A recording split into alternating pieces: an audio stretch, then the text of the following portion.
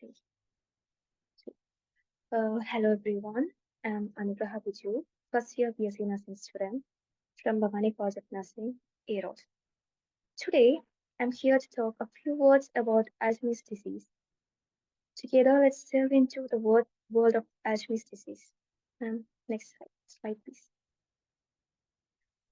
Alzheimer's disease, the most common and fastest growing from dementia in the aging population, account for more than 16% of all dementia-related disease. Irreversible and progressive Alzheimer's disease slowly destroy memory, thinking skills, and eventually the ability to carry out the simplest tasks of daily living. Although treatment can help manage the symptoms of Alzheimer's disease, there is no cure for this disease. Next, please. According to the Alzheimer's Association, more 5 million people are currently living with the disorder. By 2030, that number will expected to increase nearly 8 million. Next, please, ma'am. Alzheimer's disease being deep in the brain where healthy neurons begin to work less efficiently and eventually die. This process gradually spreads to the brain's learning and memory center, the hippocampus, and other areas of the brain, which also begin to shrink. At the same time, beta amyloid plaques and neurofibrillary tangles began to spread throughout the brain. Scientists believe these brain changes began 10 to 20 years before the signs or symptoms of the disease appear. Next slide.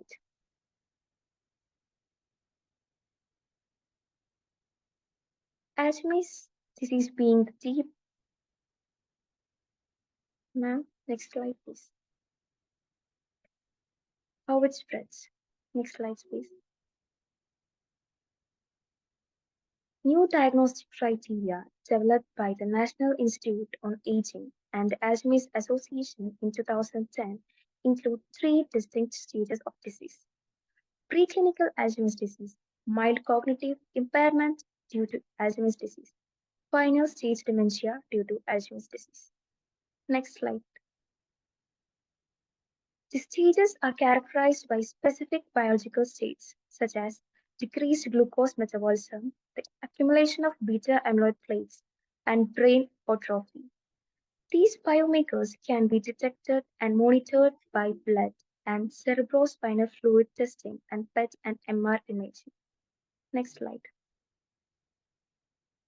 PET-CT studies are highly useful in differentiating Alzheimer's disease from other types of dementia, evaluating ongoing cognitive decline and the effectiveness of new therapies in clinical trials, detecting the early onset of Alzheimer's disease. PET scans are able to measure the brain's rate of glucose metabolism using the trace 18F fluorodeoxyglucose. In Alzheimer's disease, characteristic brain regions, specifically area in the temporal and parietal lobes, show decreased glucose metabolism. Next slide. PET scans. Next slides. Researchers hope that following brain changes over time in normal elderly people, people with Alzheimer's disease, and people with mild cognitive impairment will establish biomarkers of the disease.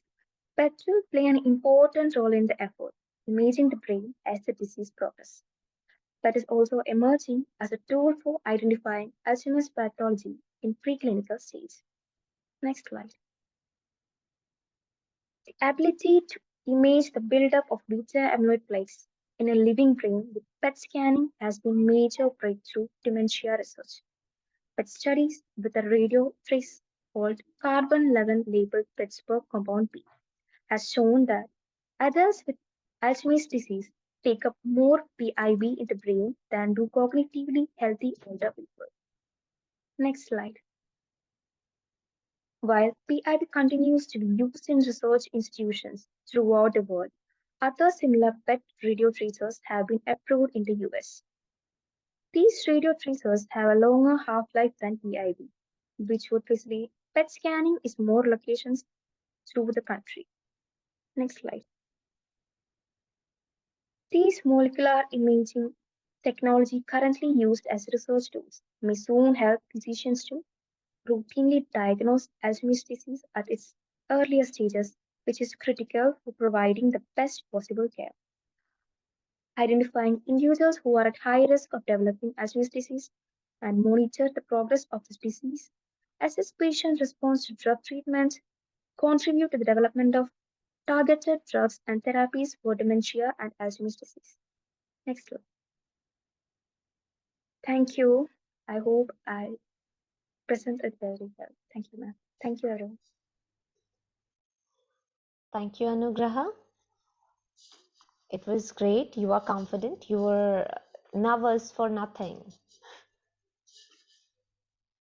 Give you a brief overview of what Connectomics may be used for.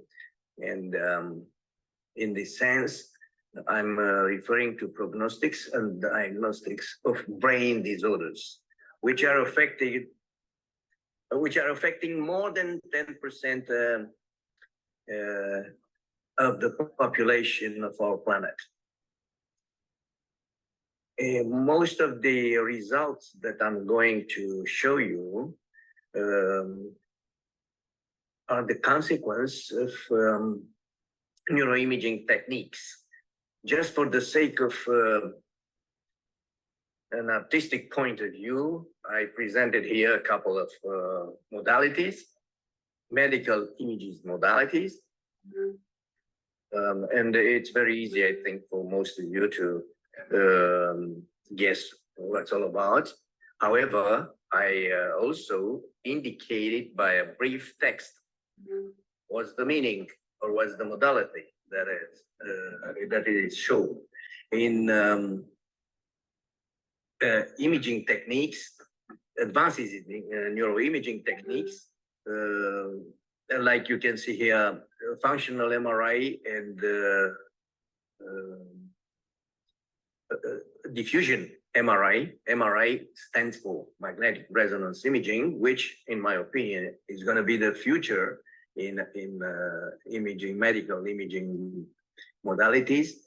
Well, these techniques or methods allowed new insights into structural and functional connectivity patterns of the human brain in both health and disease, enlarging our knowledge of normal brain organization and the neurobiological basis of neurocognitive and neuropsychiatric disorders. Some relevant works in this respect are presented at the references. And now, for those who are not exactly familiar with magnetic resonance imaging, I'm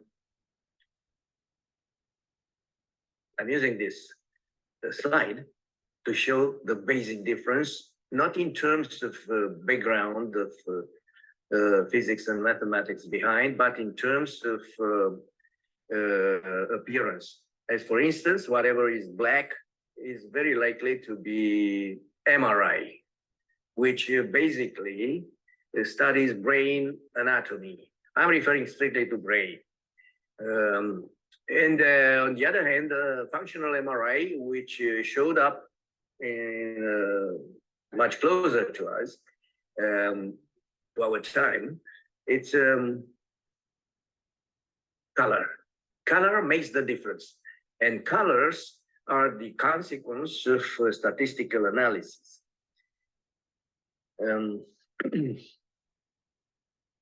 Well, let's move on.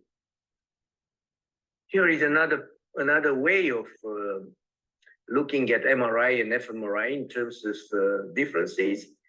You know, the purpose of MRI is to show the structure, while, as the name implies, functional MRI shows up the function. The purpose of most MRI experiments is to locate parts of the brain which are involved in performing a specific task and to study the spatio-temporal patterns of activation. Well, when we have a specific task for the patient in the scanner to perform, this is relatively simple. I said relatively, but you can also run functional MRI without any experimental paradigm while sleeping or resting.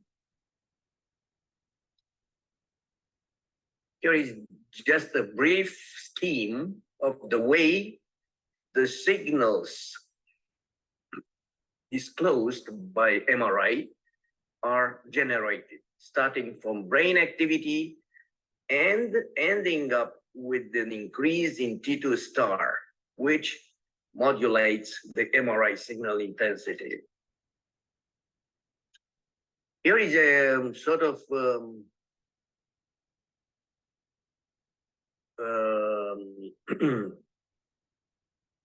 statistics about the way diffusion takes place. Water diffusion is primarily caused by random thermal fluctuations. The behavior is further modulated by the interaction with cellular membranes and subcellular end organelles. The diffusion water in biological tissues occurs inside, outside, around, and through cellular structures. In fibrous tissues, including white matter, water diffusion is relatively unimpeded by the direction parallel to the fiber orientation. This is the basic of tractography. Conversely, water diffusion is highly restricted and hindered in the directions perpendicular to the fiber. You can see here are two, that is why I said the statistics, because the slide shows a single molecule of water, which is initially green, and that is the initial position, followed by a sort of Brownian movement in time with tau1 smaller than tau2, smaller than tau3, so that those clouds are clouds of probability where this molecule may be after various intervals of times. Finally, it could be anywhere in the space.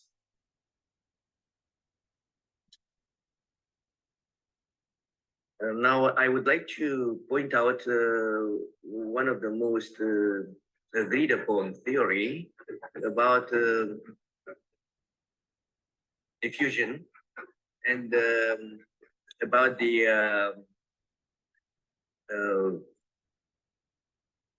tensor of diffusion, which is good enough to mathematically explain most of the experiments.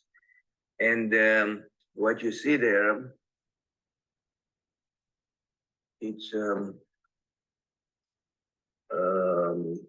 the three axes of the tensor. In case to the left, the tissue is isotropic. And in a general case of anisotropy, you can see something like an ellipsoid. The directions of the axis are measuring, or the quantities measured along the axis are the longitudinal or axial diffusivity, dA, the radial diffusivity, this is lambda 1 plus lambda 2 over 2, dr, and probably the most used quantity is the sum of these three quantities, lambda 1, lambda 2, lambda 3 over 3. This is the mean diffusivity. Functional anisotropy is, on the other hand, measurement of the grade of spherical probability of diffusion of a molecule in the environment.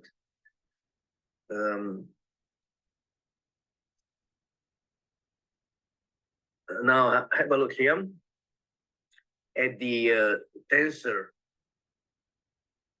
Let me see. I would like to. Probably you cannot see the title, right?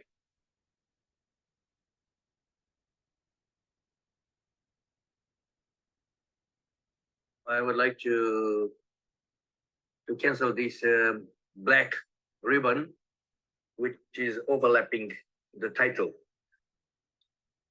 So this is the tensor field in an MR image. On the left, you can see an axial slice, and on the right, you can see a zoom in, so that you can easily see on the right side that the tensors are ellipsoids. Now, there is also convention which is always preserved, namely, at least in clinical neurology, various brain pathologies may be best detected by looking at particular measures of anisotropy and diffusivity. And there is a convention in terms of color. So green means inferior to posterior, red means left to right, and blue is up, down, or bottom, up, is the way you see it. There is no specification of the sense. So the color only codes the direction. Here is various diffusion images. On the second bisector, T2 weighted and T1 weighted are just for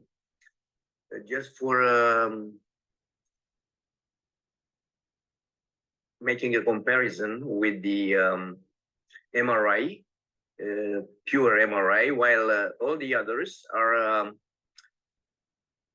the images of diffusion, mean diffusivity, MD,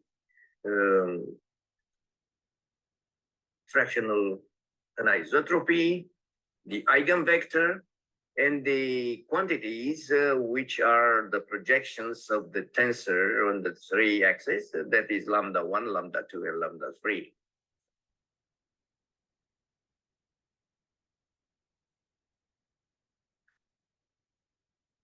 The principal direction of the diffusion tensor, and this is the core of the tractography, can be used to infer the white matter connectivity of the brain, so that the health of the brain's white matter can be monitored by DTI, diffusion tensor imaging.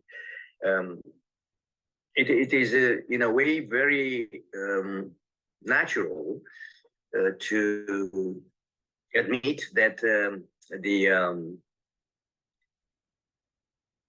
resistance to water molecules to travel along the axon is minimal, and it's maximal if the water molecule would like to leave the axon. So in this respect, the fusion tensor seems to be a very useful mean to characterize the integrity of the white matter of the brain. Now, I'll go back with a few words about the fractional anisotropy, since this value is very informative in terms of the health of the brain. It's a scalar between 0 and 1. As the name implies, this is measure of degree of anisotropy of a diffusion process. A value of 0 means that the diffusivity, the diffusion is isotropic. That is, it is unrestricted or equal restricted in all directions. A value of 1 means that the diffusion occurs only along one axis and is fully restricted along all the others. FA is a functional anisotropy, is a measure often used in diffusion imaging where it is thought to reflect fiber density as well. Axonal diameter and myelination in white matter. Here is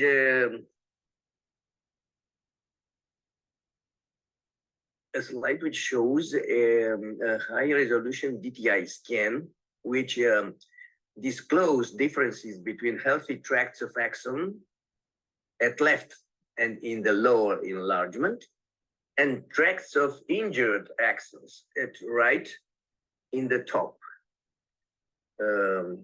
In a person who sustained a moderate to severe traumatic brain injury. Such damage correlates with cognitive impairment and some of the symptoms of post-traumatic stress disorder.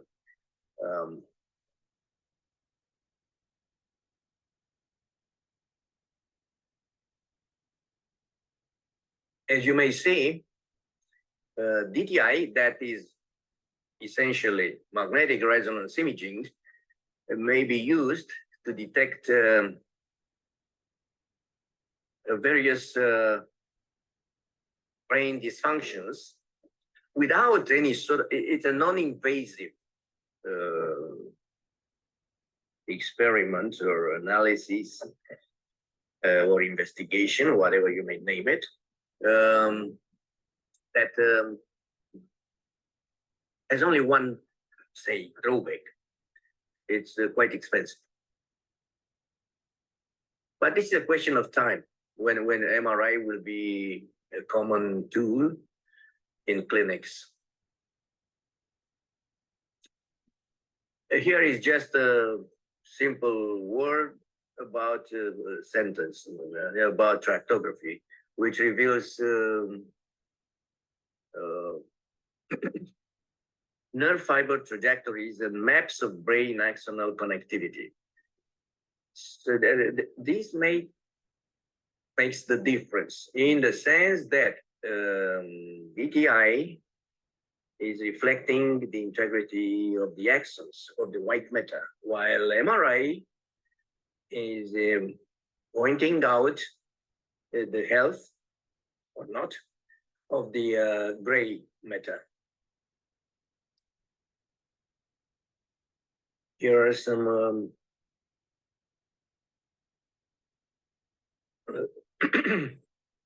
still images of the same thing. I mean, tractography. Tractography is both impressive and rich in information about the brains.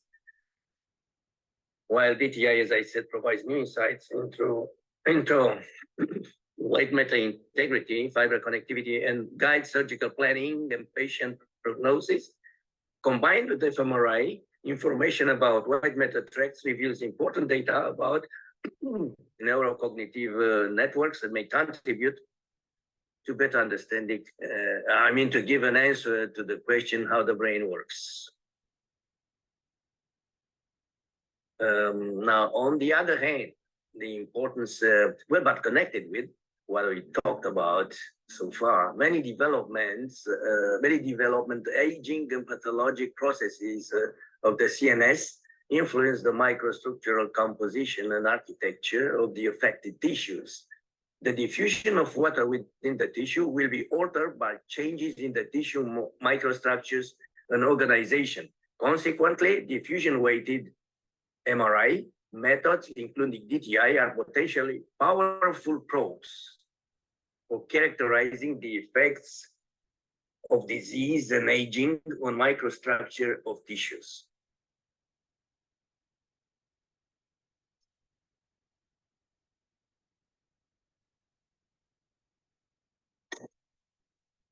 Here is a simulated video which is actually very close to reality in a sense of pinpointing what cryptography means.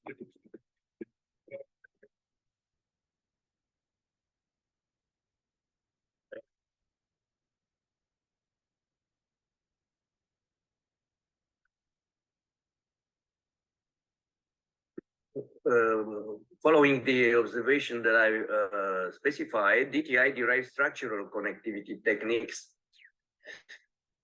have been used to detect microstructural abnormalities in multiple neurologic disorders, such as schizophrenia, Alzheimer, epilepsy, and autism. By simply investigating, well, it's not so simple, investigating the maps.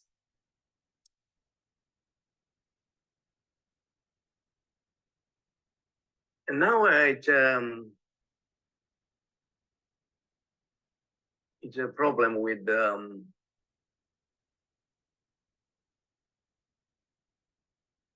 cross-fiber. The DTI is not so accurate of imaging fibers which are overlapping.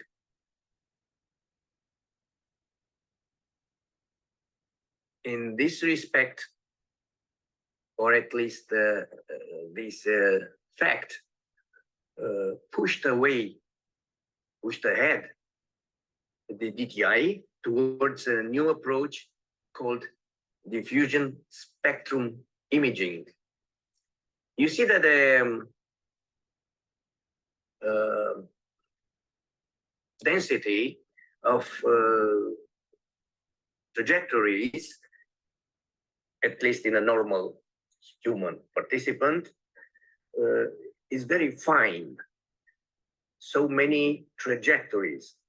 Well, another feature of DSI is that strong DSI connections can quantitatively predict stronger functional connectivity. So the point here is that the structural and functional connectivity changes show up in pairs. I mean, if there is a modification, a change, an alteration in a structural in the brain, the structure of the brain, then its function is also affected. Just for the sake of concluding a bit with the diffusion, tensor imaging and diffusion spectrum imaging, I selected these two images here.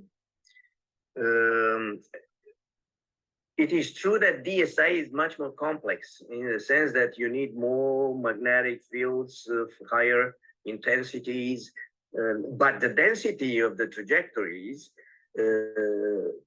is higher, much higher, which justifies the effort and the money.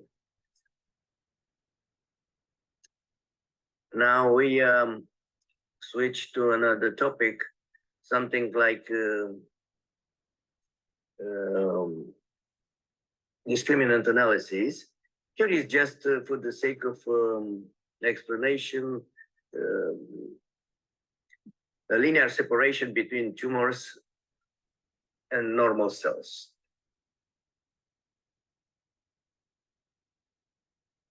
The red discs and blue triangles, as you may say, but this is a very simple case. I mean, they could be with a simple perceptron separated. Well, you see, there are a couple of blue triangles in the zone of red discs, and conversely, there are some red discs in the region of blue triangles. It is not perfect. Here, two hypothetical genotypes, let's say some flies, shown also as blue triangles and red squares. Well, in this case, if you are using multi-perceptron, you see now the border between the two zones are not a straight line, but a certain curve. For the sake of demonstration, only 2D example is used. By all means, invoking some procedures which pertain to artificial intelligence, like machine learning discriminant analysis, then the ability of this approach accurately classify data sets to a specific class. Here, only two classes, and the analysis in 2D. Here is a multi-subject sparse dictionary learning, MSDL. These maps are extracted from resting state functional magnetic resonance imaging. MSDL may be interpreted as a variant of independent component analysis based on the assumption of sparsity rather than independence. We shall use some of these. Okay. Now getting closer to the connectome, brain connectivity studies using functional neuroimaging data have increased the understanding of the organization of large-scale structural and functional brain networks.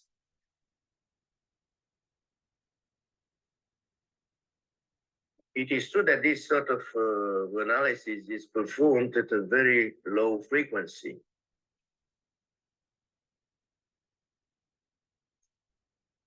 Here is brain's energy. Yeah, this is from the work of Biswell, the genius in terms of resting state networks. Brain's energy is largely consumed at rest during spontaneous neural activity, approximately 20%, while task-related increases in metabolism energy consumption just are minor, no less than 5%. That is, our brain never sleeps, euphemistically speaking, of course. Since brain activity is present, even in the absence of any external task, that is to say, external stimuli, any brain region will exhibit spontaneous fluctuation in bold signal, blood oxygen level dependent.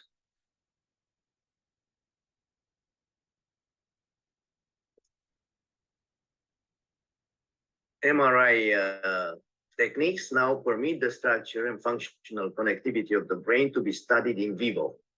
Most of the works are due to Beckman. So, apart from what is running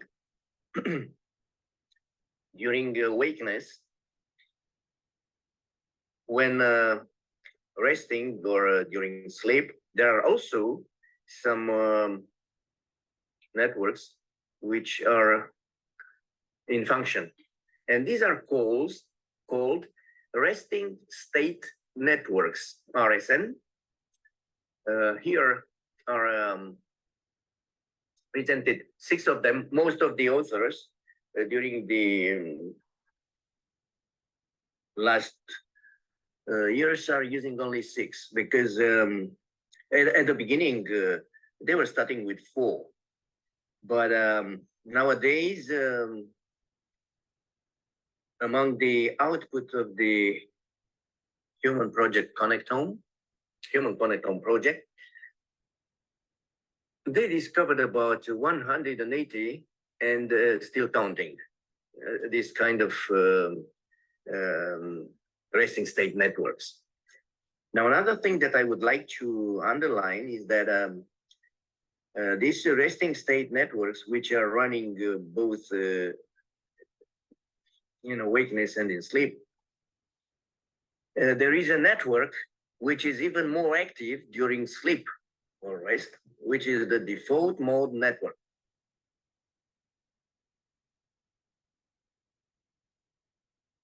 Here is another presentation, I mean, a more complex one, and with the orthogonal views of the cortical representation of 6 resting state networks.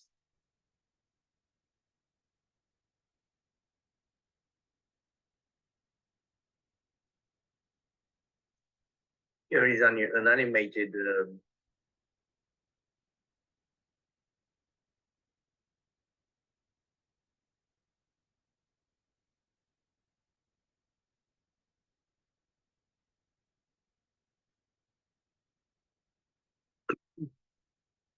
that's it.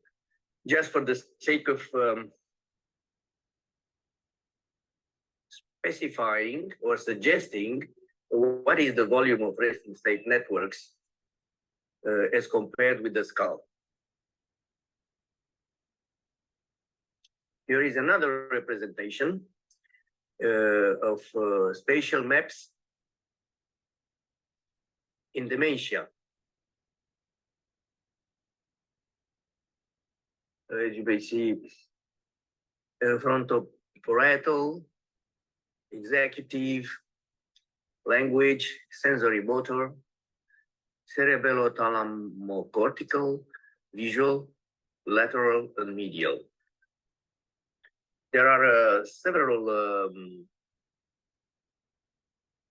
studies on resting state networks, and I try to select some which I consider most relevant.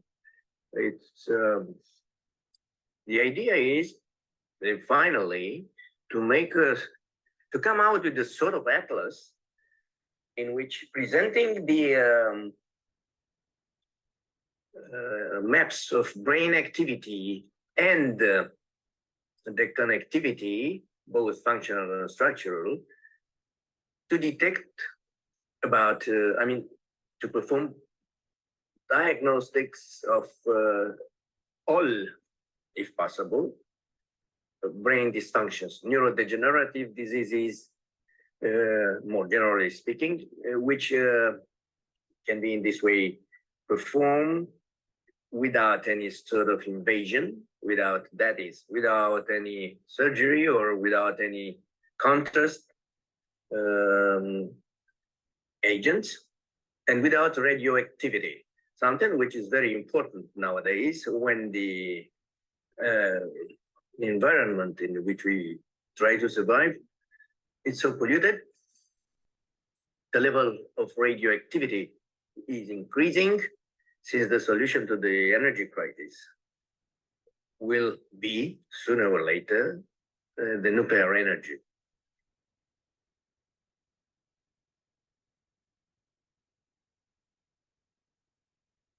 Okay.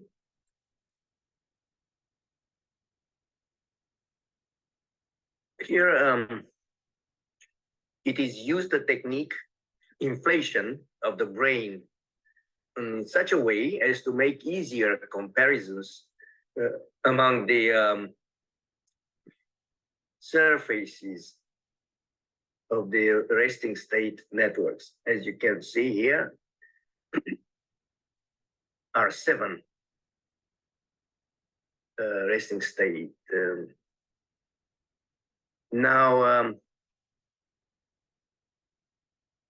what you can see here is a combination between resting state fMRI and DTI. In the first sequences, you see the default mode network.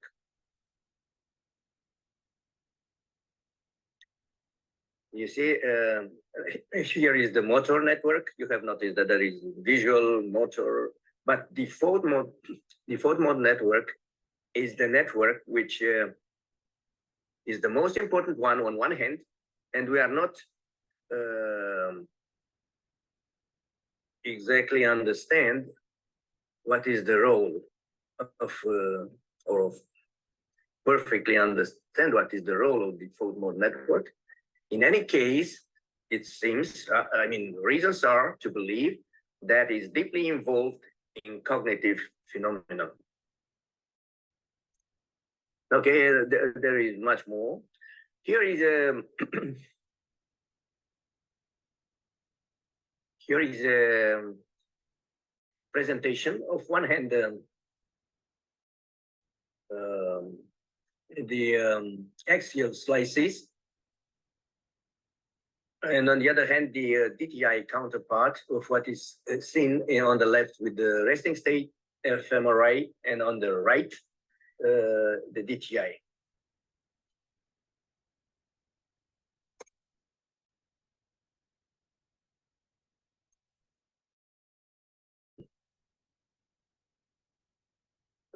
The default mode network. You can see that parts of the default mode network are not exactly connected. I mean, the interaction, it's at the level of ultra low frequency. You have the axial, coronal, and sagittal sections. Good.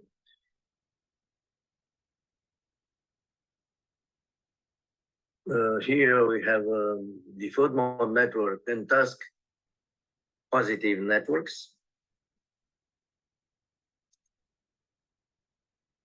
Here is just for artistic impression, and a very general but fully covering definition of connectome, which represents the whole brain network in its entirety. Now you may ask, well, what is entirety here? Well, it's the nodes, which are the dots or whatever they are, like squares, and the edges.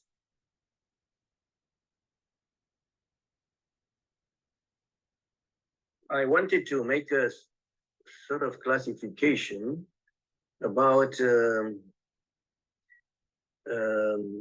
brain connectivity.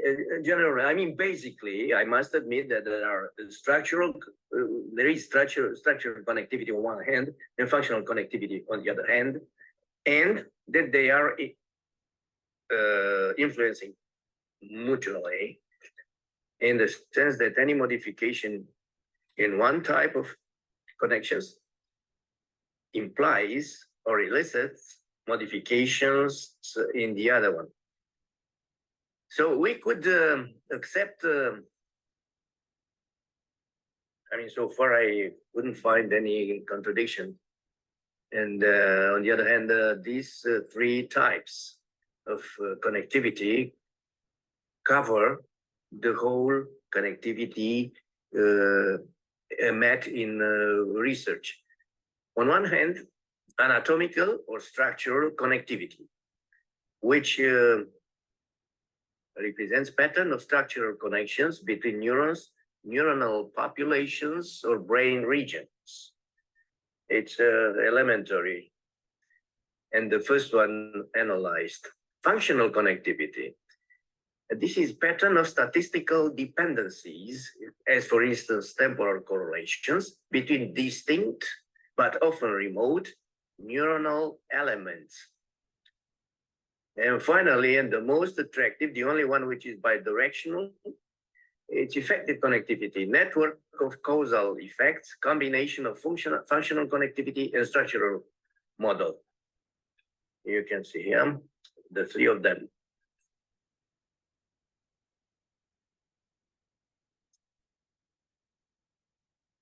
Again, but this time maybe much clearer. It's the structural connectivity versus functional connectivity versus effective connectivity. And what you see, now you can see that in effective connectivity or effective connectivity is the only type of connectivity that is bi-directional and and even more, it's oriented. Since all the others, you see, in all the other connectivity, we cannot detect the direction. And on the bottom line, you can see actually what is a connectome in another presentation. There are squares, and along the abscissa and ordinate are the same regions of the brain. And the intensity of the color reflects the intensity of the connection between these regions, whatever they are. We will have them later. But for the time being, keep in mind that whatever is a warm color means positive correlation, and cold colors means inhibition or negative correlation between the respective regions. Again, something animated, which here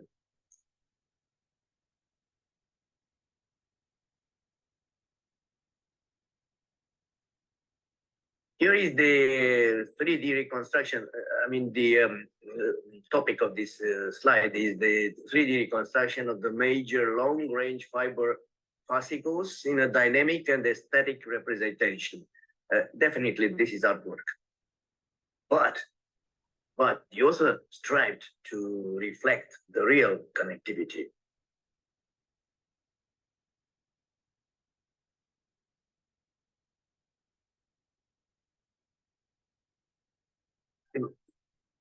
Everything here is built up on the base of tractography, that is based on diffusion tensor imaging.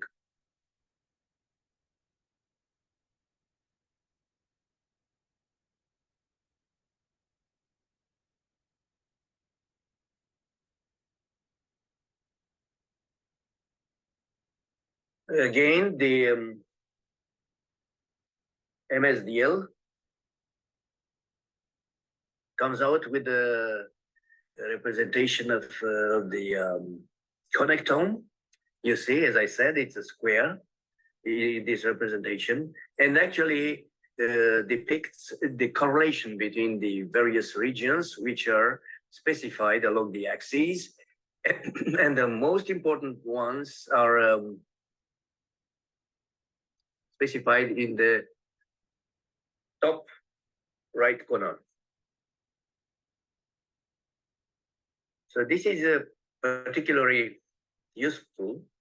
I mean, this approach particularly useful to specify the nodes of functional connectome.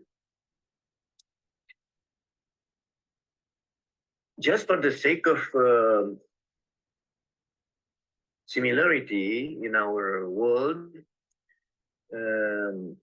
the organization of the human brain networks has been studied using concepts from graph theory, as for instance, or from models that exist in nature, as for instance, here is the East interactome, and here is the human interactome.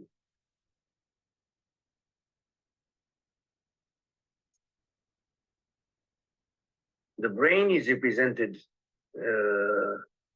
out of this similarity as a set of nodes connected by edges, as I specified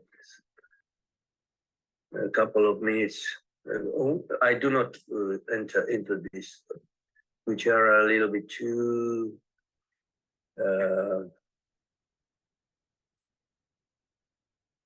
technical. Here is the structural functional connectome, and it also contains the default mode network, those regions which are compact.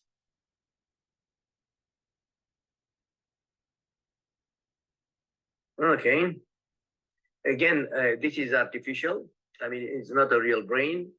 It's just a model an artificial model, but which is following accurately the real connection in the human brain. Now here I presented, for the sake of putting things together mostly, the resting state networks that you can see on the left in the three planes, like axial, coronal, and sagittal. Here are 10, I think, 10 resting state networks. As I said, there is not an agreement about, and I think nobody looks for an agreement since all scientists are looking for something special. And accordingly, they would like to simplify the data and reduce it, the data space, to data subspace, what they are interested in, not everything, or at least most of them. So the images on the left originate from a study of resting state networks using both fMRI and EEG. The left row shows sagittal, coronal, and axial slices of 10 RSN. On the right side, the covariance and T-maps for 8 frequency bands are displayed. These are topographic maps which are coming out from an EEG analysis.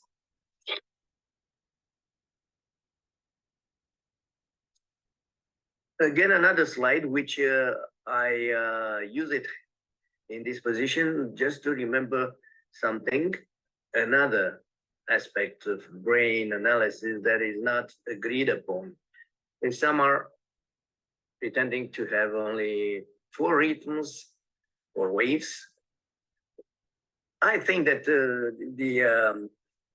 the truth could be even more than 5, as I specified here.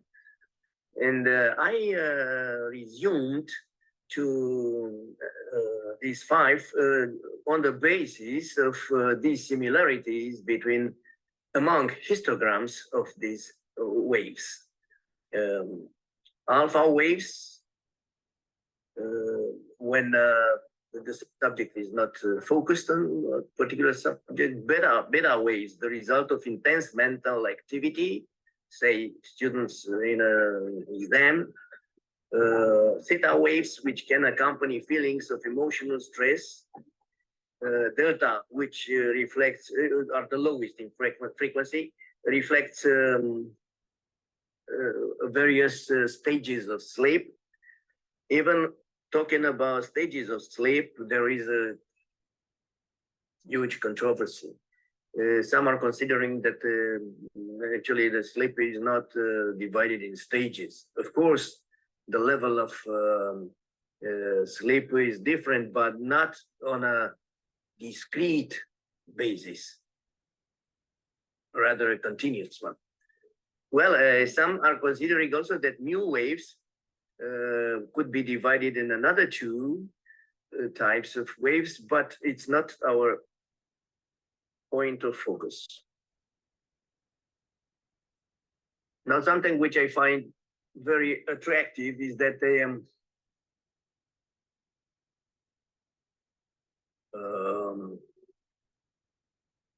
we can associate an electrophysiological signature to each of the resting state networks. Here again, you see fused EEG MRI, functional MRI analysis. The image is depicting an association between EEG rhythms and fMRI resting state networks. Now, it could have been augmented also the previous slide, but for 10 resting state networks, it would have been almost impossible to discern something meaningful in the images. Here is another presentation of resting state networks. This time, The starting point being based on a seed-based connectivity in a single subject for mapping the default mode network, the visual RSN, the sensory motor RSN, and the auditory RSN. There are various methods to start investigating functionally the brain. And one of it's a seed-based. From a different approach, we have some information about where the activity is running. And starting from there, we are looking for regions in the brain correlated with these ones. That is the essence of seed-based connectivity analysis.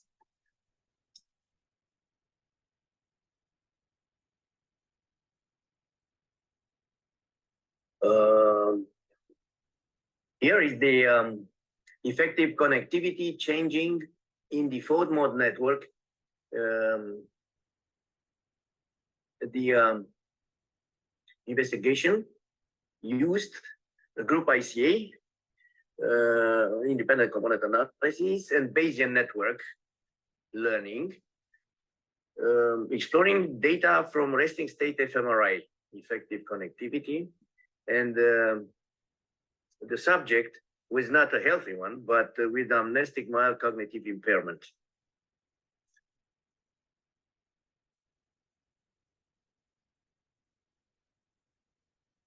Here is the dynamics of resting state functional connectivity.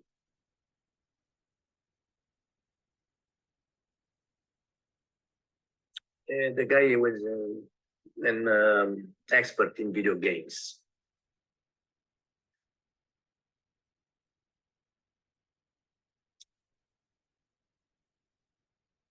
As I said, another possible presentation of the connectome. Here is the dynamics of resting state functional connectivity. What you see there is the connectome. As you see, the single subject was analyzed in terms of functional connectivity dynamics at 0.8 seconds for the repetition time. Functional connectivity is shown in 32-second moving windows, that is 40 TRs, moved 1 TR at a time through a continuous 9.5-minute acquisition.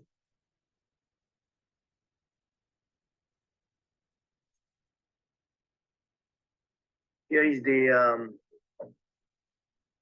same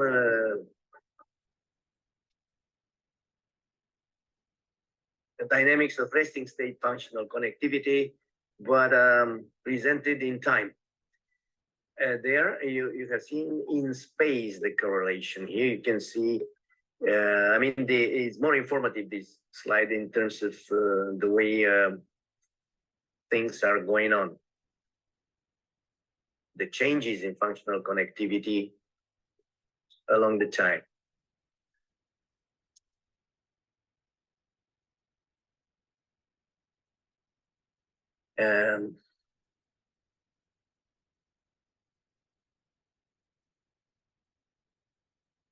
Here is presented the trends in brain activity, disentangles fMRI resting state dynamics in terms of spatially and temporary overlapping networks. This is something that whoever ever been involved in MRI knows that practically we have to cope with two different things that are perfectly correlated, since they are representing the same entity, the same system. On one hand, it's a spatial map of the activity, and the other hand is the time course of activation. I don't know why it's not running this. Let's see.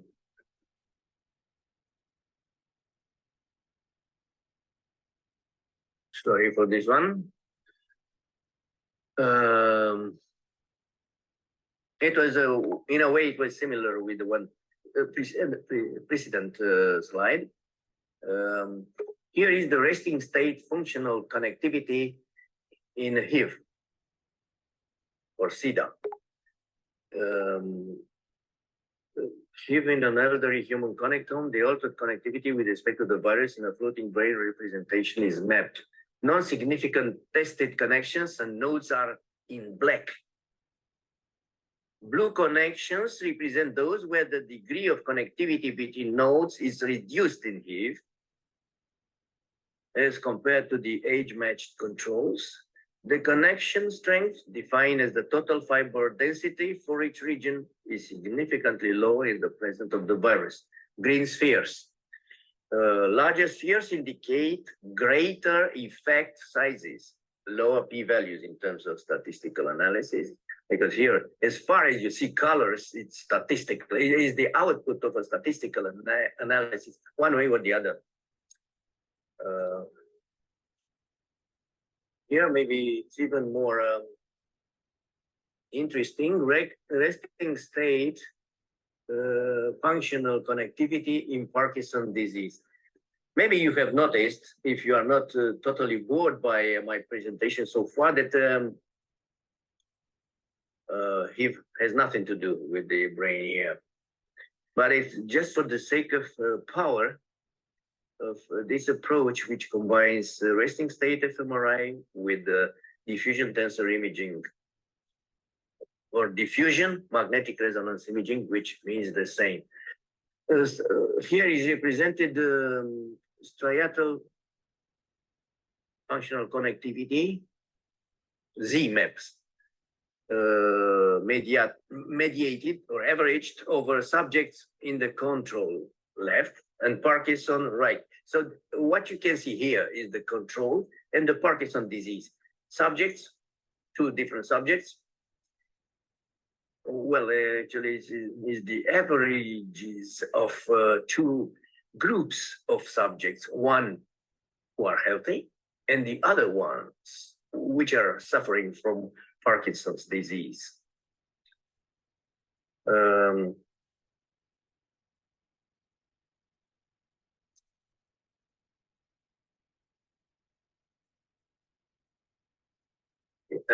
Now have a look at the alteration of the default mode network in schizophrenia. A brief definition of schizophrenia, which is not intended to be perfectly complete and accurate, is a chronic and severe mental disorder that affects how a person thinks, feels, and behaves. This kind of characterization works in more dysfunctions, brain dysfunctions. Now, there are three types of schizophrenia. I couldn't find any patterns, both in terms of patterns of activity maps and connectivity trajectories, to differentiate between these three types of schizophrenia: positive, negative, and cognitive. Definitely, with the more accurate analysis, there should be a difference.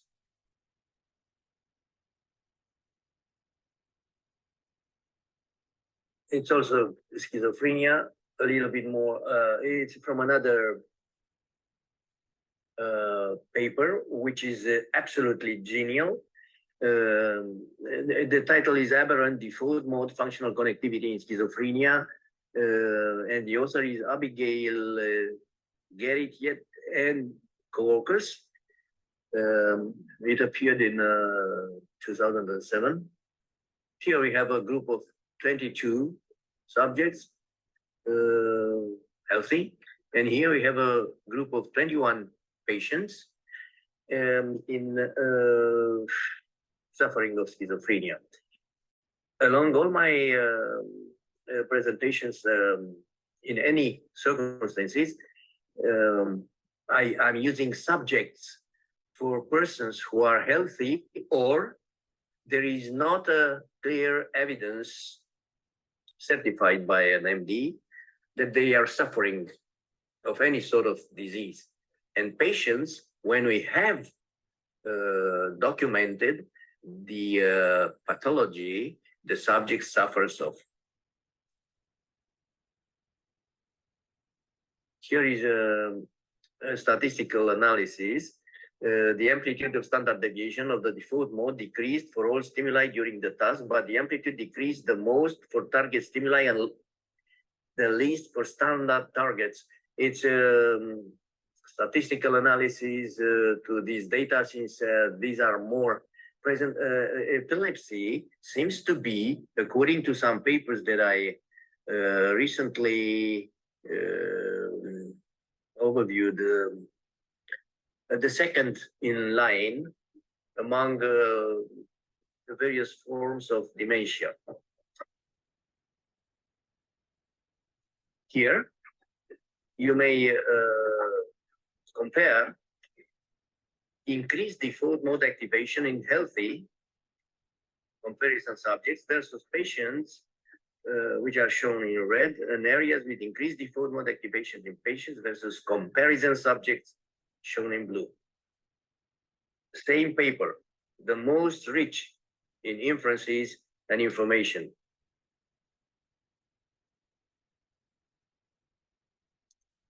Same kind of analysis.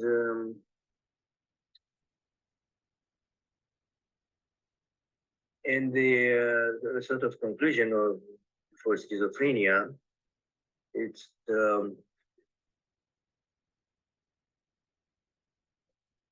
I presented the areas of default mode significantly correlated with positive symptoms in schizophrenia, which you see in the blue, and which includes middle temporal gyrus, precuneus, medial frontal gyrus, and left posterior cingulate.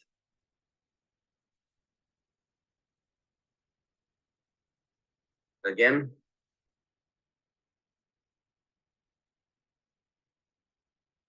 one annoying aspect. I may continue 5 minutes. Yeah, because I think the time is almost done.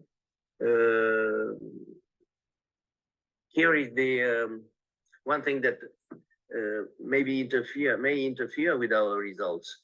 The fact that spontaneous activity in default mode network is sensitive to different resting state conditions, even with the same subject. If we analyze him or her in different days after different activities, the results may differ. Here is the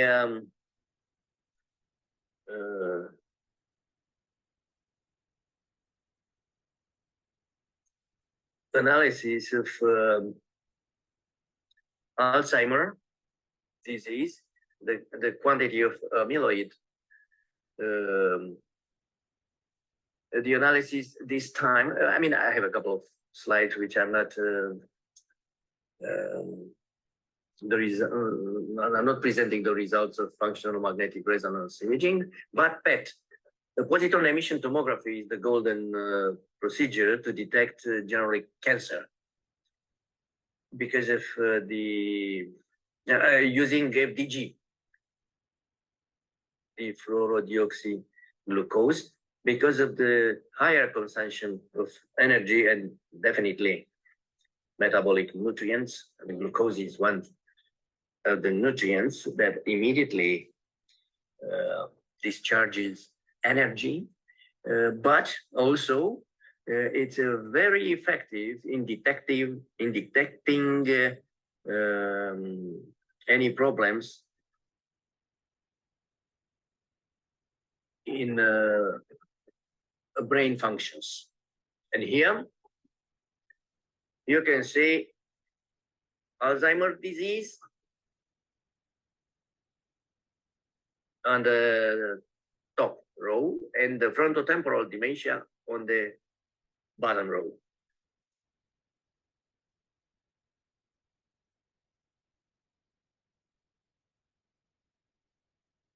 I will not insist here. This is a sort of a brain disease that affects mostly children. That is temporal lobe epilepsy. As I said, epilepsy is widely spread, and any positive result in this respect may help a lot of patients.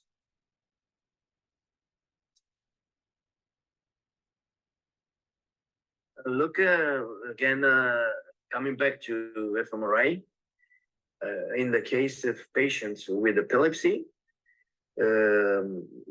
it was found that patients with epilepsy have significantly weaker connections throughout their brain, particularly in regions important for attention and cognition, than the healthy ones. You see, this is very clear. So I would have liked to point out by the end, but you can see analyzing with the functional MRI and eventually coupled with the DTI, we can get some sort of markers. If we compare one subject with the other, and one is presenting decreased regions of activity as compared with the healthy one, that is very likely to signal the epilepsy for the patient. Of course, should be coupled with some other sort of tests, medical tests for epilepsy, but this is a sort of second hand, like in surgery, in the sense that you do not put the subject to any sort of stress. You do not provide any invasive agents. You just stay in the scanner and think to what you're. This is the brain connectivity here is simulated. So I want to present you real facts. But I mean, it's simulated on the basis of all the studies presented in advance. Here is the brain connectivity signatures for major neurodegenerative disorders. This is called the cake, the piece of cake of the presentation. These are the pathologies, molecular pathologies. Look here, the effects. These are the clinical phenotypes, and these are just a few because and most important ones because it's impossible to group all forms of dementia on a single slide. According to several authors, the forms of dementia are about 600 distinct ones. Finally, the concluding remarks, which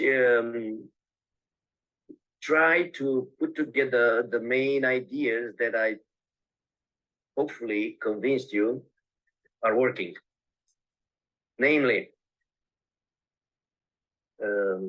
fused resting state fMRI and diffusion tensor imaging methods provide means to view the human brain connectome by assessing tract structure, tract connectivity, and functional connectivity.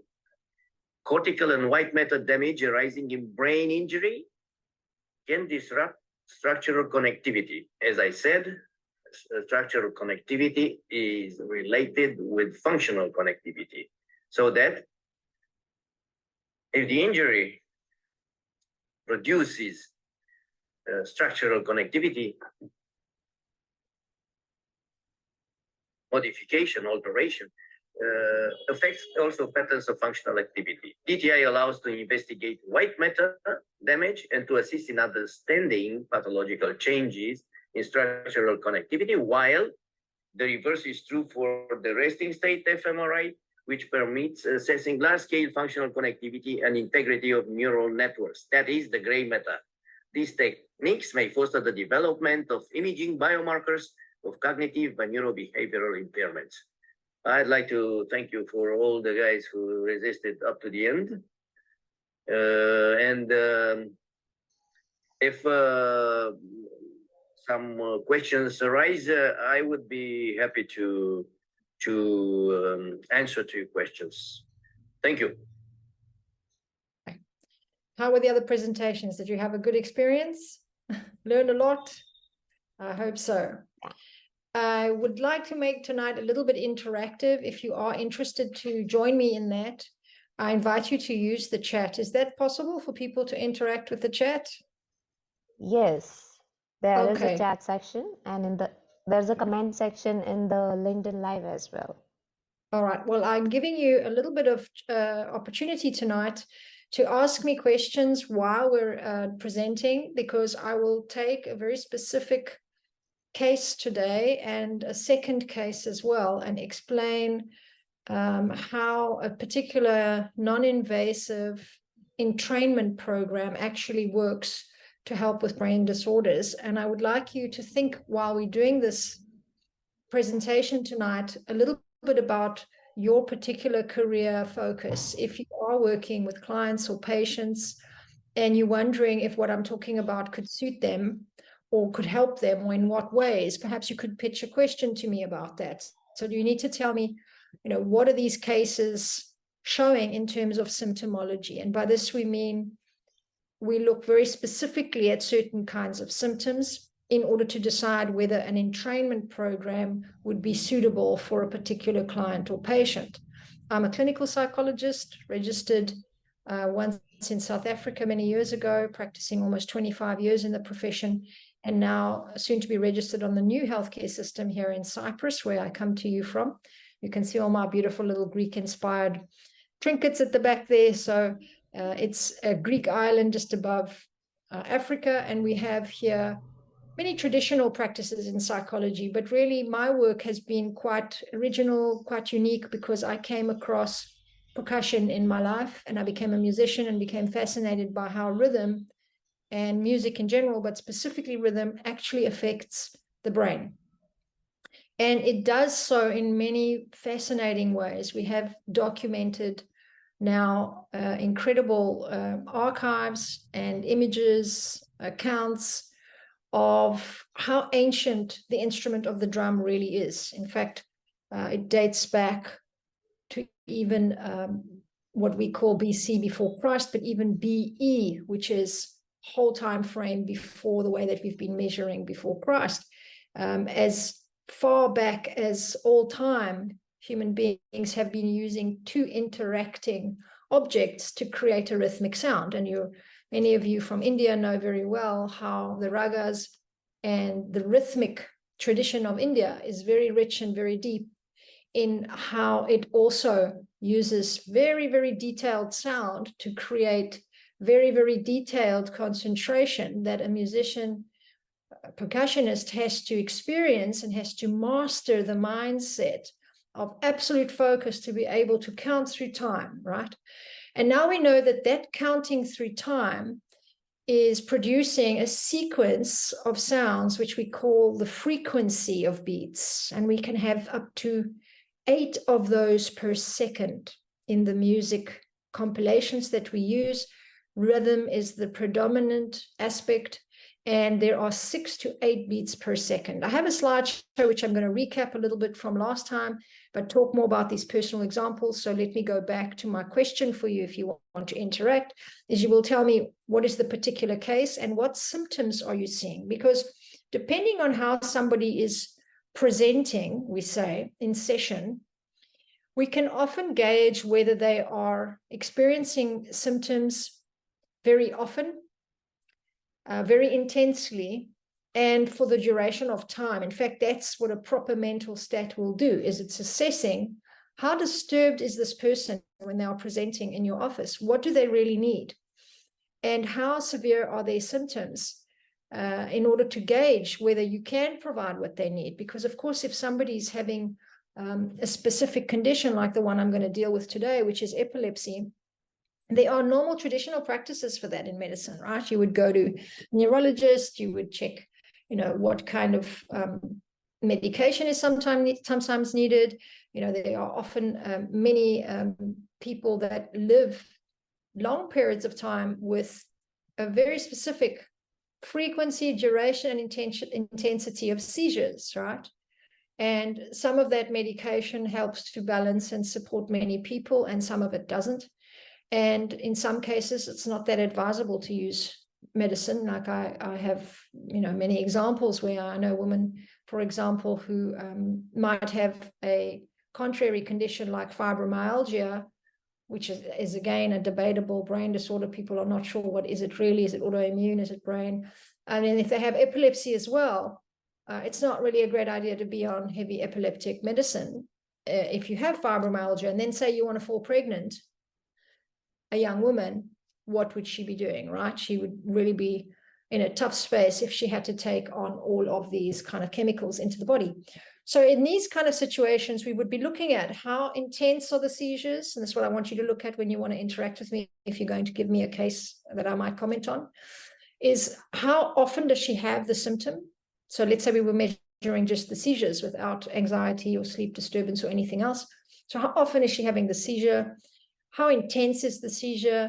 And how long has she been having that particular wave of intensity? This is very important in the way I'm working, certainly, because I really need to gauge over time if the entrainment non-invasive program is going to work, if it is going to reduce and adjust the frequency, duration, and intensity of symptoms. We're not interested in changing the condition or altering the condition or the diagnosis, because that gets us into a lot of gray area, because we are looking at symptoms.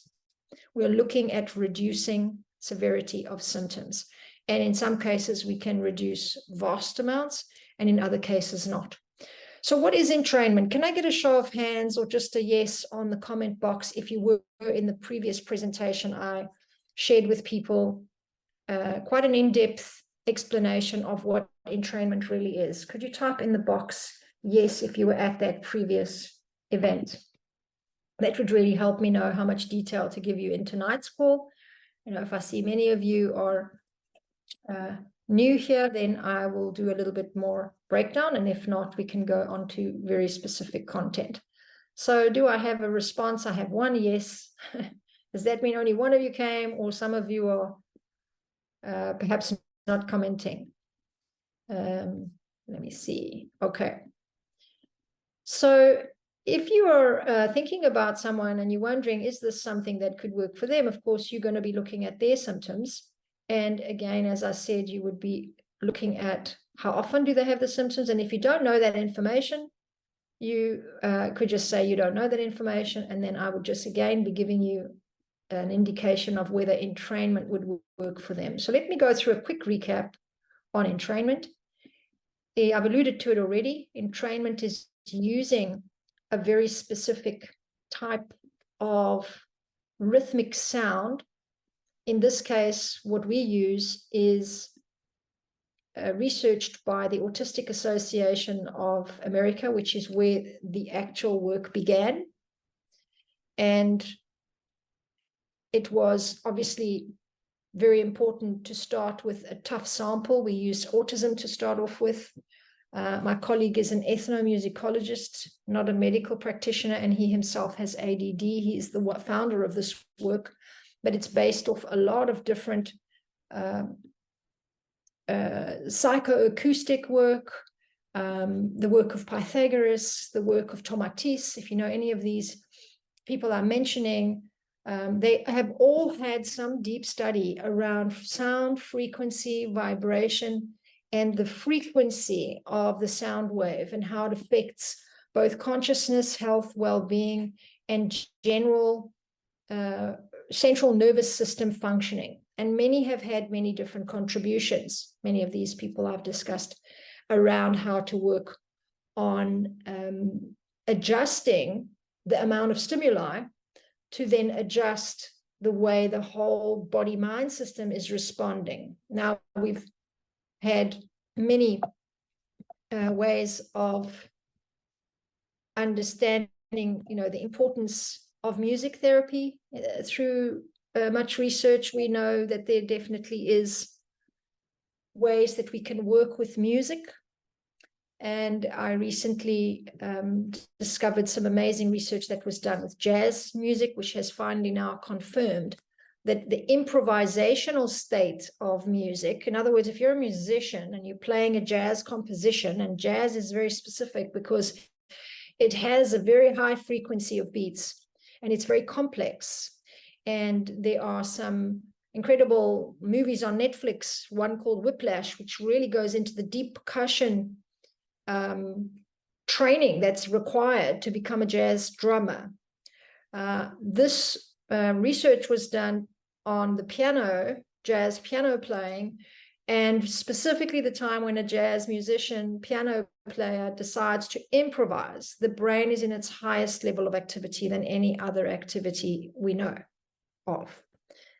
So I've just mentioned to you that we use specifically drumming. So we're not using much melody, but it's also a misnomer to think that drums don't have melody. They do, but they just have very limited melody. But we are more interested in the frequency of beats. Why? Because it's part of this process of entrainment.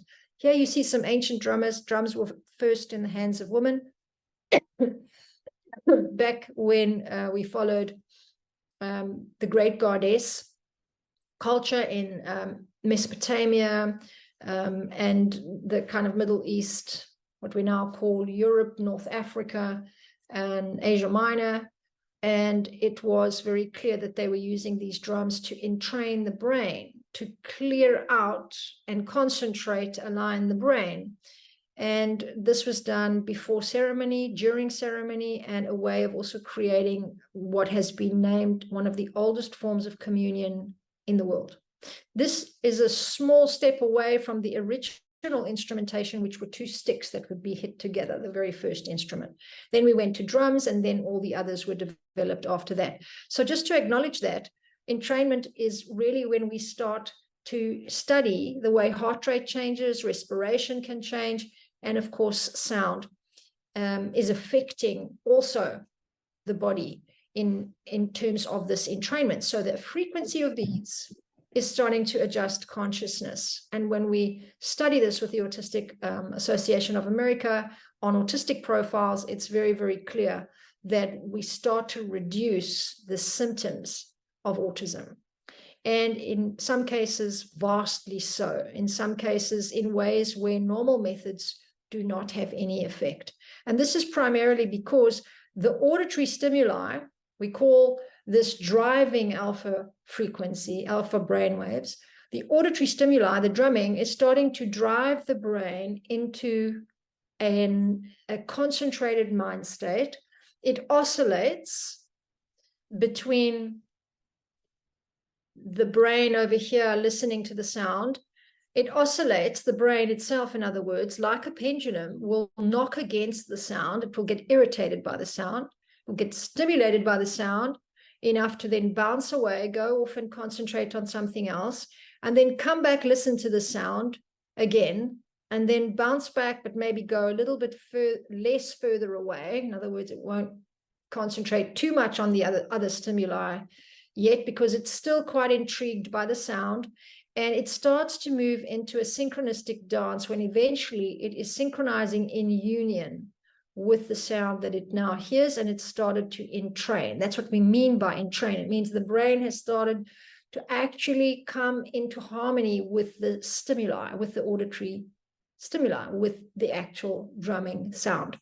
And this, over time, we've studied this on ADD, we've studied it on chronic pain, on sleep disorders, many, many, many conditions. And I then tonight will share with you two specific original cases where this was used on an elderly man over 70 who had epilepsy all his life, and another young man who had a brain shaft inserted into his brain when he was a baby. And the reason these two cases have been picked out of all of those is because they were the most original or unique cases I had in which I used this particular non-invasive program. So a bit more about the program. As you see here, we've got the gamma, beta, alpha, theta, delta brainwaves explained quite clearly in terms of the frequency of movement and the sharpness of movement. You see here delta when you're asleep, very slow wave, not much stimulation affecting the brain, and we've got, you know, a lot of repair happening in the body-mind system. We've got a loss of awareness, of course, and then we've got, in this particular wave, a dreamless state, right? But we do have delta where we are dreaming and we have more activity, but it's a different kind of activity to conscious mind state. This is a very interesting one, theta. In fact, a lot of people that are drummers and musicians and meditators as well, of course, and people who have extrasensory perception can actually keep this state of theta awake and alive for longer periods of time. So I don't know how many of you practice yoga, how many of you know about the ancient teachings of yoga and the depth of those teachings. Many of them are really endorsing and originating really many exercises that are actually taking the brain deep into alpha. You know, when you do pranayama or when you do asanas or when you know, in different kinds of meditative practices, you know, there are 10 styles of awakening the mind. They're not all yoga based, but many are, a fair number of them, whether you're using mantra or whether you're using Raja Yoga, which is self-realization, which we can get through psychotherapy, and self-realization through philosophical practice also can open the mind to be able to experience more awake states for longer. And that would be alpha, where you have the hertz from 8 to 13, where you are physically and emotionally relaxed, but highly focused. And this is why there was such a trend in the 80s when I was born, around that time, and 10 years after that. I was born in the 70s, but in the 80s, there was a lot of people talking about how to get kids to listen to music that would help them study better and earn better marks at school, because it focuses the brain, so your memory retention is stronger and your focused, relaxed state. Why? Because they were putting kids into alpha and the music was helping you stay in alpha. Now, not all music does that, but there are very many recordings nowadays online where we have synthetic electronic sound producing alpha, and we have something called binaural beats, which are also very specific sound frequencies that can create effects that calm us down.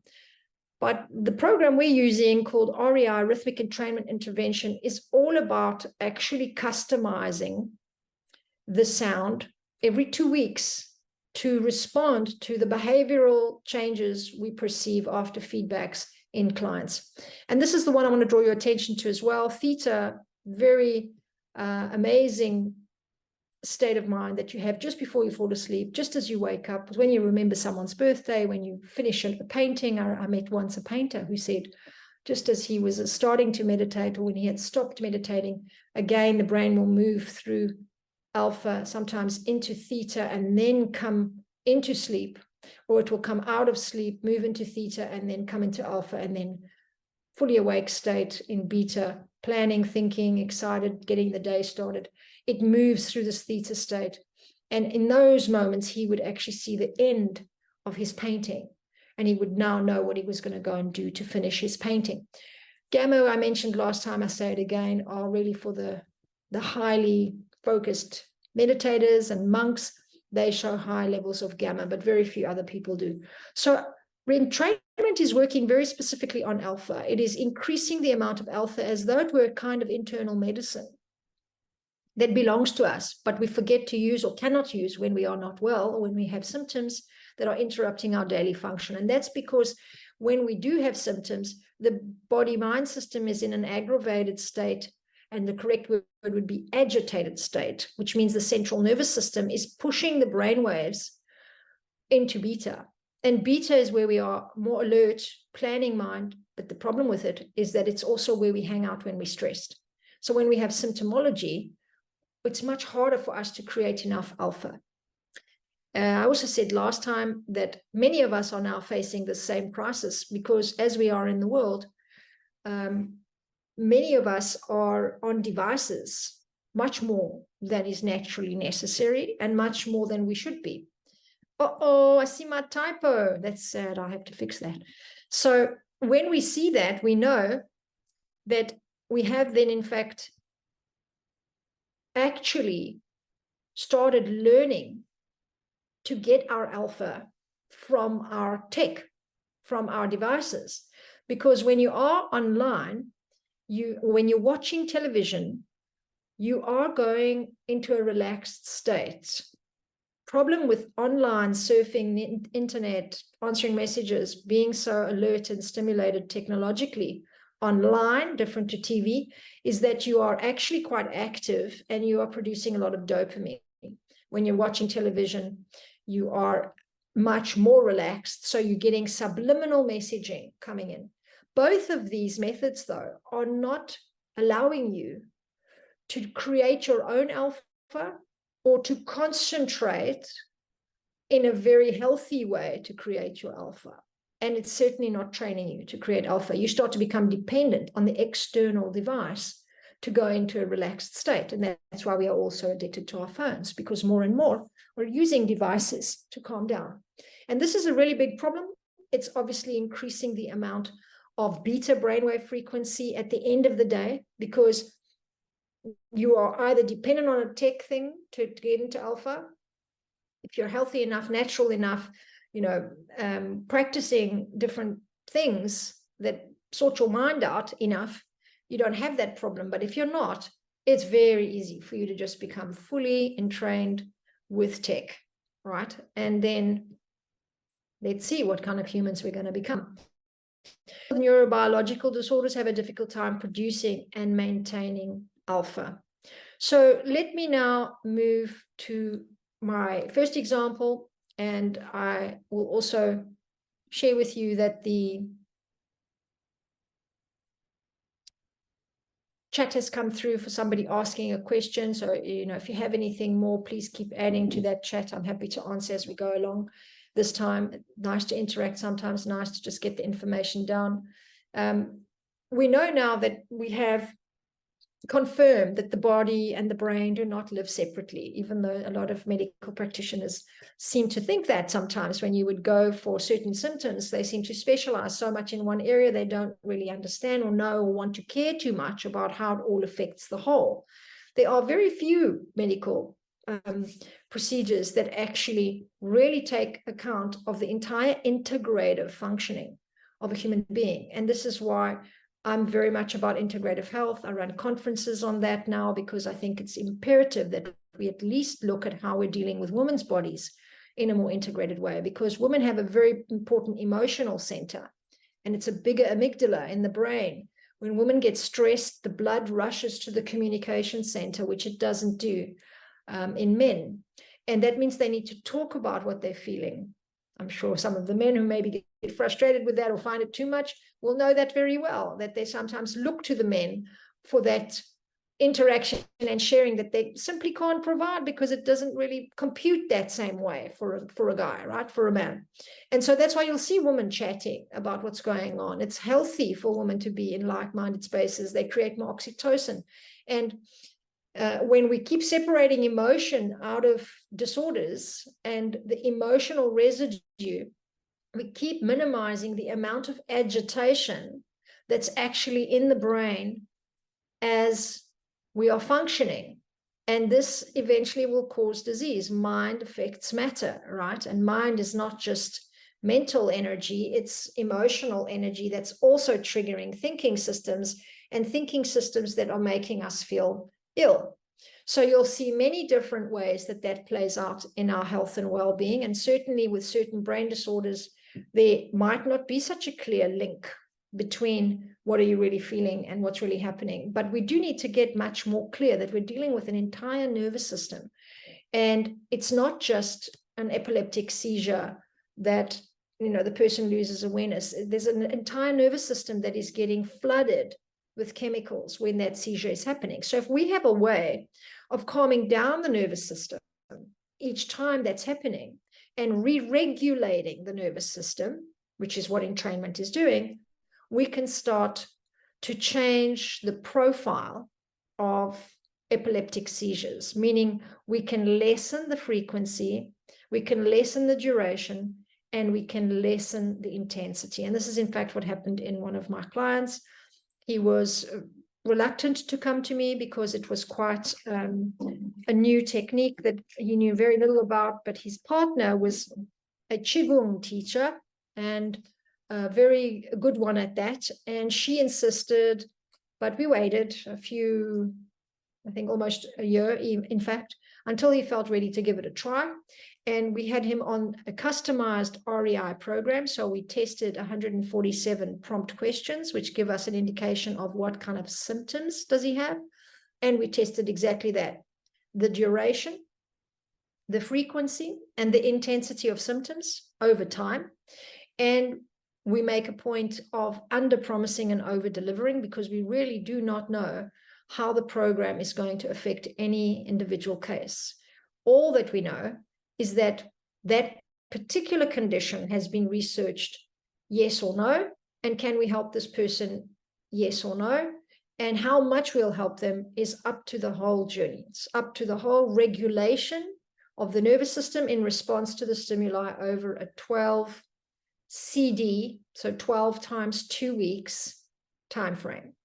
Now, when that's happening, every 2 weeks we get feedback where we test again, not the 147 questions, but just a feedback roll of questions that are responded to from the patient, client, or by myself, because I act as a case manager for them, to then look at the frequency, intensity, and duration of symptoms. And we start to really only take notice after the 8th repetition. So we go through the first 8 sound rhythm samples in order to teach and train the nervous system to listen to 30 minutes of this music each night. And my client went through that process with me. In fact, we extended into a feedback time after the 4-month period, which lasted about 2 more months, which were some follow-up meetings. And we had managed to reduce his seizures by 50% by CD7. And by the end of the course, his seizures intensity and duration were more than halved, and his seizures were down to 50%. So that meant he was having half the seizures he was having before. And I did a 2-year post evaluation, and they had reduced further. And I think this was because he was also starting to do some other types of natural medicine approaches, and which he had experimented with because of the prompts from his partner over time. And this was a one rare case. I haven't worked on epilepsy again. And I found it useful to mention because this particular client was particularly resistant, meaning that he really didn't know what to expect, wasn't hopeful, didn't understand it so well, but still was willing to give it a try because he didn't want to be on the meds. So we had a very good outcome. I think I'm going to stop for a moment here and answer this question. And I think the answer to both of these questions is possible. We can do them now. So a question live was asked, is it the same as listening to mild music while cramming things? And I assume you mean cramming things as in cramming in information. Is that what you mean, Gazelle, with this question? Can you just clarify? Because if it is, I will answer first for that. Yes. Mild music is not going to do it, because not all music is going to affect the brain this way. We've tested, and by we, I mean all of us who are interested in sound as a form of medicine. And I do call it medicine because the sun is a kind of medicine, right? Water is a kind of medicine, depending how you use it, if you apply consciousness to it.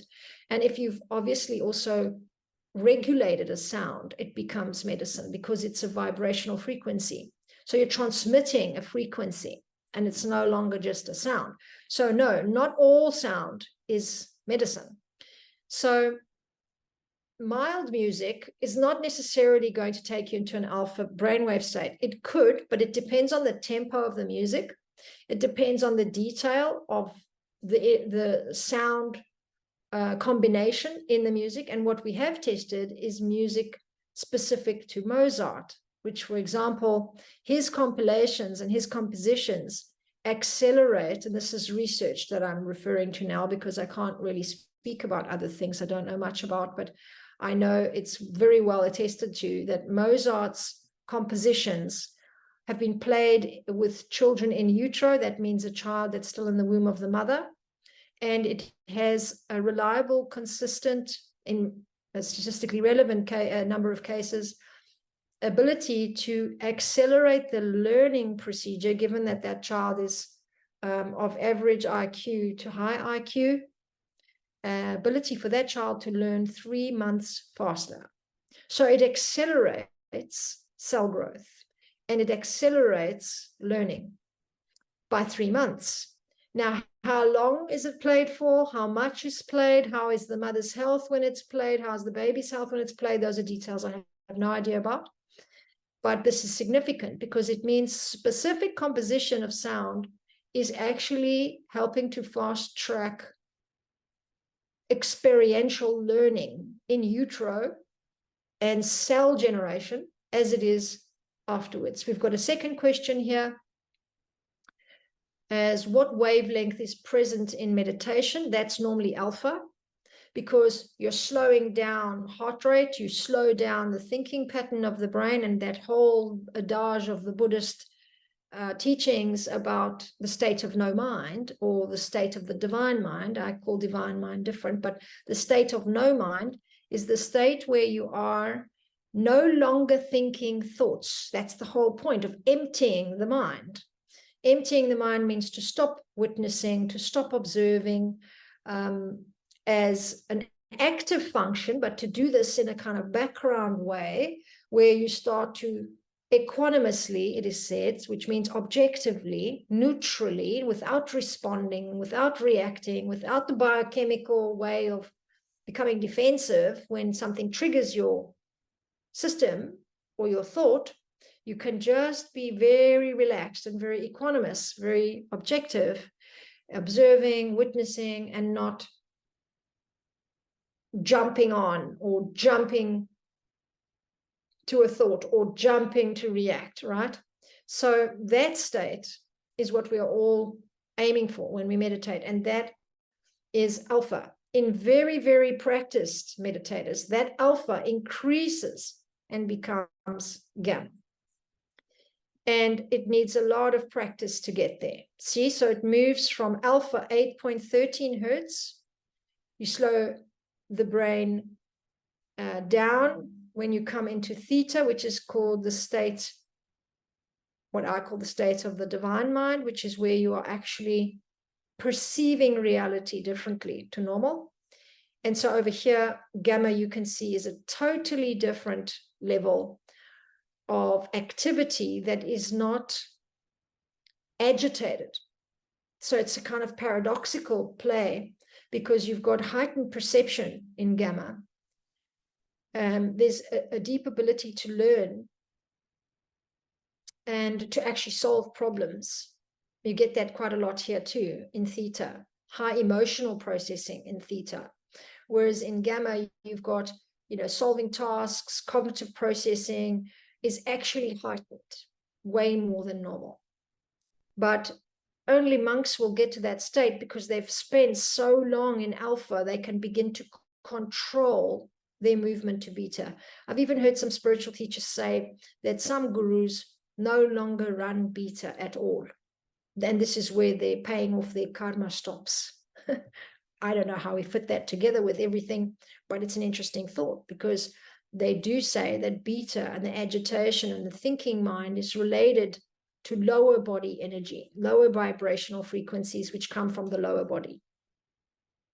Now, in the second client, I had a really deep interest to help this person because I happened to know that they were in constant fights with their partner, and their partner was pregnant, and the partner was actually Nepalese and this person was Greek Cypriot. So there was also a kind of cross-cultural or transcultural dynamic in the pregnancy and the partnership of these two people. The family was not necessarily supportive of their relationship, and then there was now a child on the way. And so there was a lot of conflict around this family and this particular young man, who then also, I found out, because he became a client, worked for his father's law firm. And at the father's law firm, he encountered a lot of ridicule and would end up in really serious blowouts, conflict, and at times, regularly enough, I would say, for anybody to measure out, was ridiculed by people at work, or at least felt ridiculed regularly by people at work, by other men. And of course, there was also this dynamic of a kind of competitive environment where you needed to show yourself, and he was the son of the boss. So there was quite a complicated relationship dynamic in his work environment and back at home. And I think there was a transference of anger and frustration, probably from the office back home, and even from the marital relationship back to the office.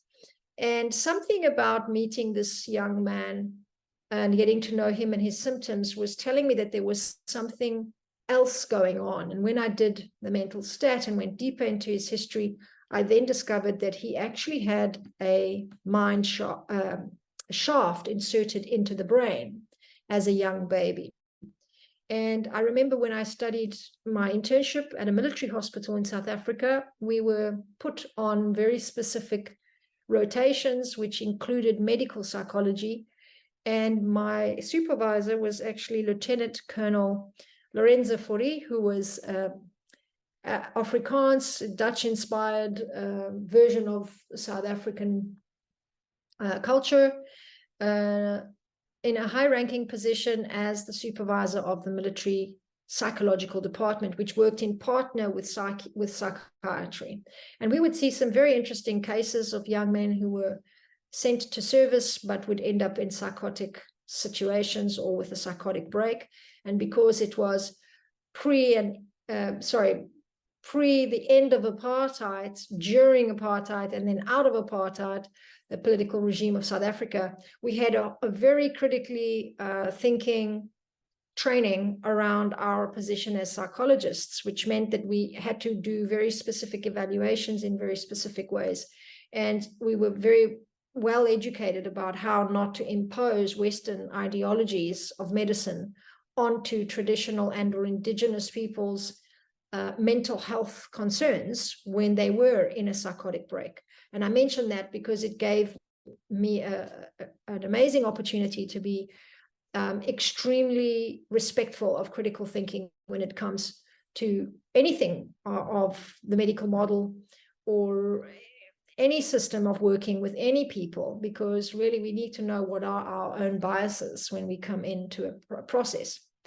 Part of that whole training then, working in a hospital in that way too, gave me the insight to know that when I was talking to this young man, something was reading a little bit more medical than psychological.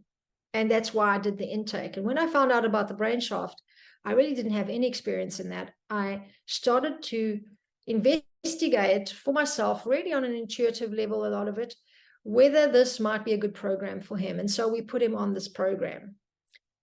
I offered him the program, and I said, I really thought, because of the emotional regulation component of his stress, I was imagining, and I then checked it out, that he must have had a problem regulating his emotions throughout his life. Because I know, and some of you might know even better, there are many cases where people have degenerative brain disorders like Alzheimer's, dementia. We know that there are certain areas of the brain that degenerate, and regulating emotions are not possible that much or even reliably. And in some cases, it can lead even to serious aggression.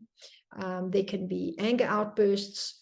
There can be all kinds of acting out behaviors, we would call them in cases that are special needs, that would look like temper tantruming, but in the process of an adult, one doesn't always think of it like that. But I was starting to see that aspect in his presentation. And that's why I did the investigating deeper into whether we could try REI for him. And if the brain shaft, as he had become used to it, had kind of settled into his system and his behavior had become such a status quo that nobody questioned it. And they just kept finding this person very problematic, and that he himself had developed a very serious level of insecurity and a low self-esteem that would make him overcompensate, which would then also create difficulty in relating. And he would then people please, become kind of codependent at times, and needed help, but in many ways wasn't able to really understand why, and then would become very defensive about getting the help. So there was a lot of dysregulation and difficulty for him to be able to manage his environmental stress, and he needed some help. And this was a perfect case again to experiment and explore with rhythmic entrainment. And I was very happy to see that we got very good results with him. I haven't done a post year or after a few year follow-up with him. But during the course of our treatment, he was able to have less outbursts. And then there was a point at which I realized relationship therapy was indicated, but we couldn't take that route yet. I did meet with his partner, and I could see that there were many ways that he was unable to reason, which was indicating different skills that were not going to get fixed magically by REI, but they needed more couples therapy to go past a certain point. But certainly the amount of outbursts he was having were reduced. So when we say reduced, we're looking at anything from 50% to 75%. And because this particular case showed itself, as you would see often in special needs cases, where I look at the samples of autism and ADD, and a lot of what we now have, even as post-traumatic stress disorder and complicated post-traumatic stress disorder. We also have PMD, which is a new type of premenstrual stress. All of these I've just mentioned, they tend to have a part of them that look like or present like an acting out frustration, outbursting type of behavior.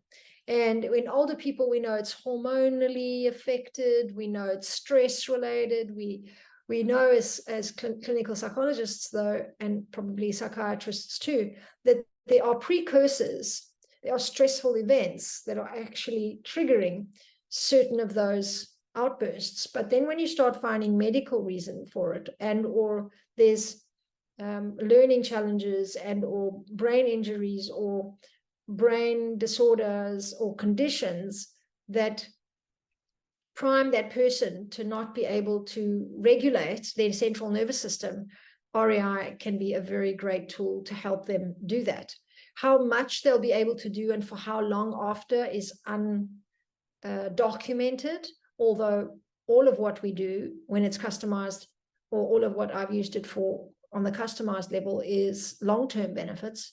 But how long that will last, exactly the quota of that is undecipherable in many cases, because it is so customized and so specific to also what happens to that person afterwards. So, if let's say they have a car accident and or their partner leaves them or they end up jobless, that is going to indicate a need to calm down the central nervous system once again. So, last question I have here is, how would you explain goosebumps we get while listening to loud music? Loud music is a very interesting aspect, because we know that with loud music, some people can tolerate, some people can't. And that's in fact one of the questions on our inventories, because loud music is, for highly sensitive people, actually very disruptive, and it actually dysregulates their central nervous system. You'll know very well when you go to a mall, if you can handle the lights, the people, the buzz. Some people love it, some people hate it. And goosebumps is a very specific neurological response that I don't know enough about to comment on. So you'd need to do some research on that. But having a response to loud music, if it is a physiological response, is something you want to observe and check in terms of emotional state. So what are you feeling when you have those goosebumps? Is it that you feel great? Is it that you feel energized? Is it that you feel a little frustrated and maybe even angry? Is it intrusive? Is it violating your space and your personal boundaries? Because, as I said, sound is energy, it's frequency, it's a transmission of information. And so it's coming into your field, your magnetic field of resonance around you is actually then getting charged by that loud sound. Having said that, there are many cases where people nowadays are listening to high volume,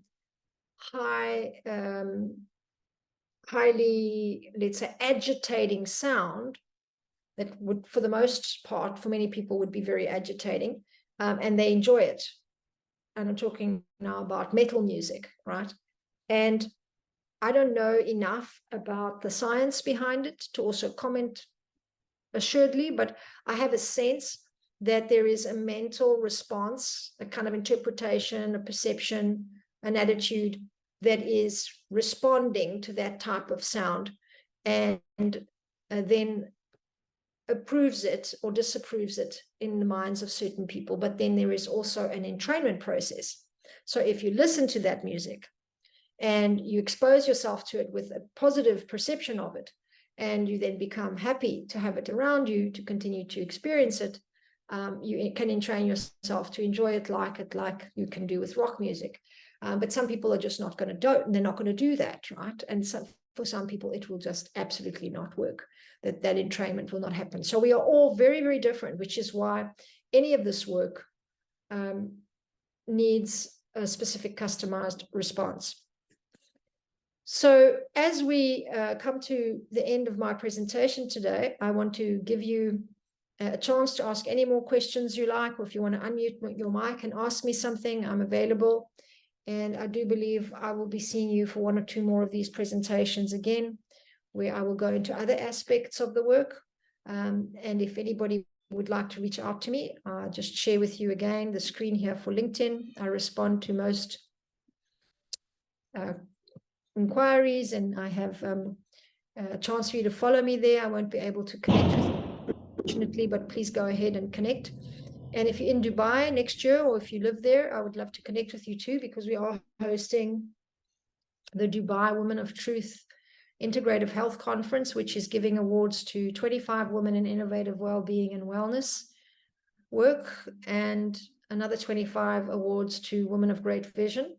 And our big message is to bring more holistic and integrative perception about health, specifically for women who are the mothers of the future, of course, for all people, but we focus specifically on female expertise. And we are currently working with a few scholars, a professor who's done a lot of research on post-breast cancer, and indicators of anxiety and depression, which, if you remember what I was saying, that anxiety response, which comes from the beta brainwave, when you have too much of that, if you have too much of this in your lifetime, it affects health, and it will prompt more possible disease as an outcome. And for anybody interested in just a quick recap here, we've got these particular symptoms that we work very specifically on. So emotional outbursts, generalized anxiety, self-stimulating behaviors, aggressive behavior, and being sensitive to sound. We watch those and we work very strongly with them. And these are the case studies I've worked with: epilepsy, brain shaft, anxiety, ADD, behavioral problems, depression, autism, and in one case, schizophrenia with a comorbid autism diagnosis. But in this particular case, it's not indicated to use REI. It doesn't seem to work very well when the person's in a psychotic state. And certainly for this person, we didn't see lasting results either.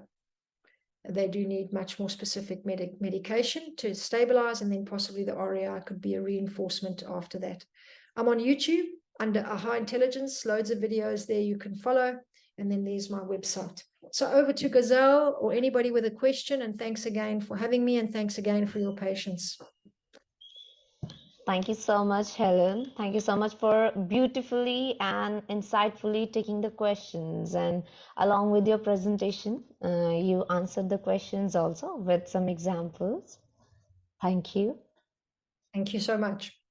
Yeah, we are asking again, if you are having any question to be asked from Helen, please go ahead.